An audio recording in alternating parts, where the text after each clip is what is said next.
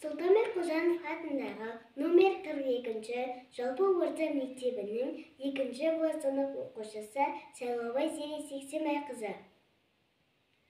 Ильяс Жансүгіров өзіме өлеңі. Қақ сөйле қызыл тілім адал сайрап, тапсырдым бар ойымды саған арнап, көңілім арам ойлап алаңдама, алмаққа біреуді алдап біреуді арбап, мың қайғы бір борышты өтемейді, тағы да қылма уайым соны барлап, байды торсып кетеді нашар сынып, бұзылдың көзі құрғыр елді талдап. Еңбекке жалқауландың екі қолым, тілесің жылы суға дәйім алмақ.